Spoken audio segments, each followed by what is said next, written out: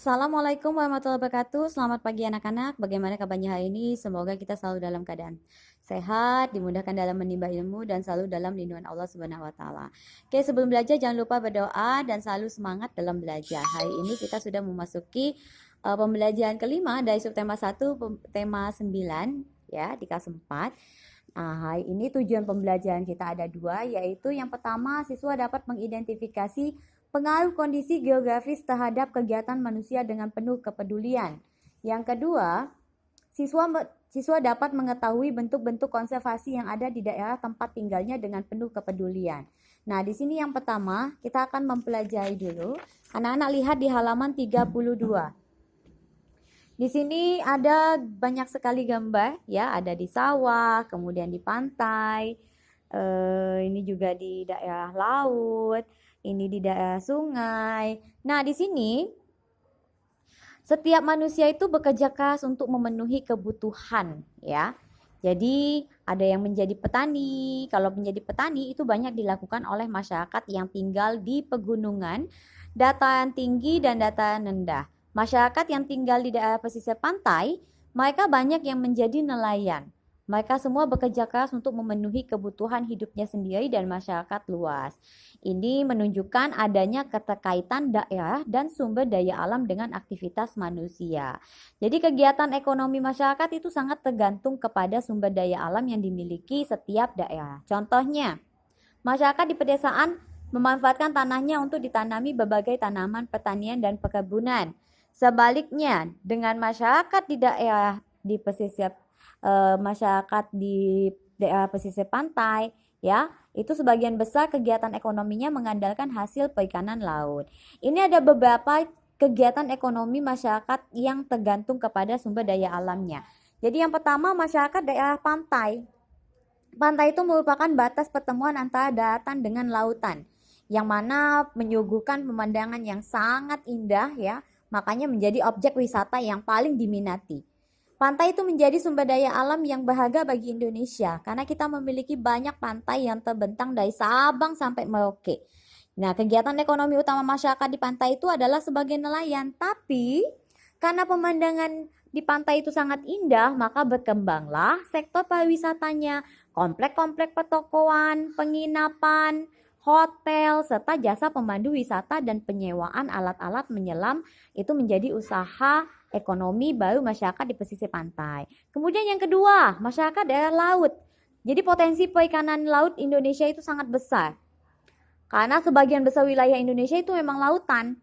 Jadi laut itu memiliki banyak potensi dan kita bisa memanfaatkan berbagai hasil laut seperti ikan, mutiara, kerang, kepiting, udang, teripang, dan rumput laut. Jadi di laut juga ada kegiatan pengeboran sumber energi minyak bumi. Kalau di kita ini di Matras ya itu ada timahnya ya. Nah, jadi makanya kalau kita lihat banyak sekali kapal-kapal kip ya. Nah, itu tergantung daerahnya masing-masing. Jadi kita juga bisa memanfaatkan laut sebagai wisata bahari.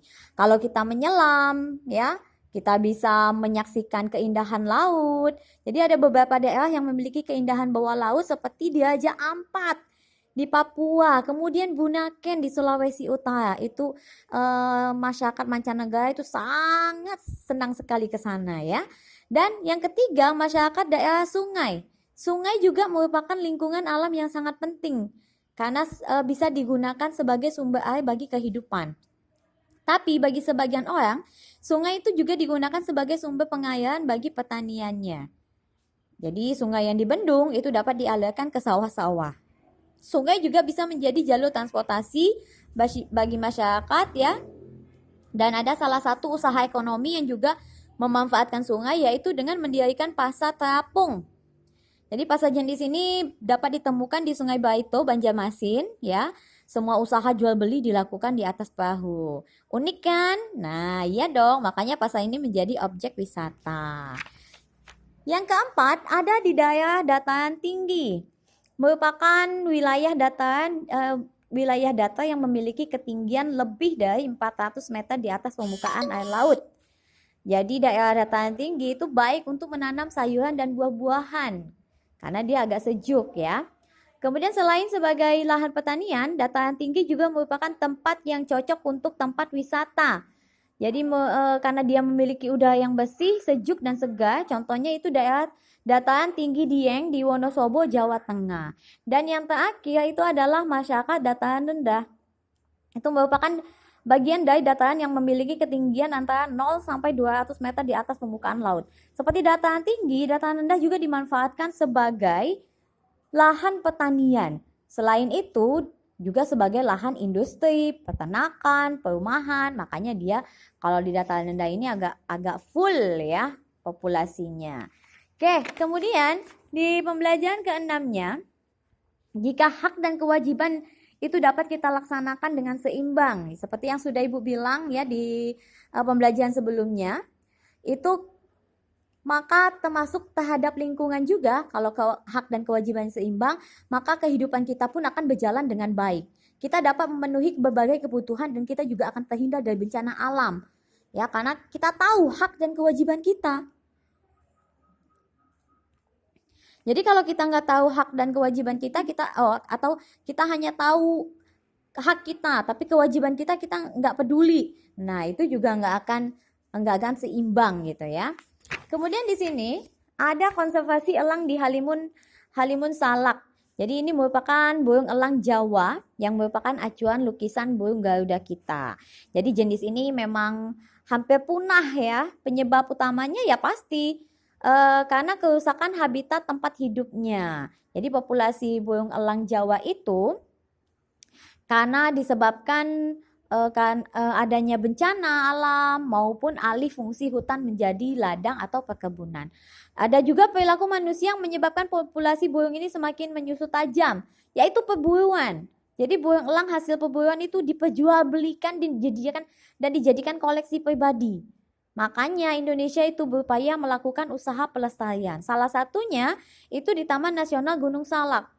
Tapi memang nggak mudah ya melakukannya karena penyebabnya pertama minimnya perhatian dan dukungan termasuk pembiayaan. Kemudian untuk pendanaan burung misalnya Indonesia masih memakai metode lama yaitu dengan memasang semacam bendera kuning di sayap. Kalau dibandingkan dengan di Thailand pemantauan burung itu sudah berbasis satelit. Nah di sini ada beberapa kata yang sulit ya atau sukar. Nah, kalau bisa kita lihat kata-kata sukar itu yang pertama mungkin dilihat adalah konservasi. Artinya anak-anak bisa lihat ya di sini ya, pemeliharaan dan perlindungan sesuatu secara teratur untuk mencegah kerusakan dan kemusnahan dengan jalan pengawetan dan pelestarian. Kemudian juga ada habitat di sini. Habitat itu adalah tempat suatu makhluk hidup tinggal dan berkembang biak. Kemudian ada populasi. Yang ketiga, jumlah penghuni baik manusia maupun makhluk hidup lainnya pada suatu satuan ruang atau daerah. Kemudian yang keempat itu ada koleksi. Koleksi itu adalah kumpulan benda atau barang yang sering dikaitkan dengan minat atau hobi. Kemudian ada satelit. Di sini satelit ya. Benda yang mengorbitkan benda lain dengan periode evolusi dan rotasi tertentu. Kemudian yang terakhir itu adalah metode, cara kerja yang bersistem untuk memudahkan pelaksanaan suatu kegiatan guna mencapai tujuan yang ditentukan. Nah, di sini juga anak-anak bisa lihat ya dampak kegiatan manusia terhadap populasi elang Jawa. Jadi bisa dilihat di sini juga ya dampaknya ada di sini seperti yang pertama perburuan ya dan sebagainya. Oke. Sampai di sini pelajaran kita hari ini. Semoga anak-anak selalu semangat dalam belajar dan sampai jumpa.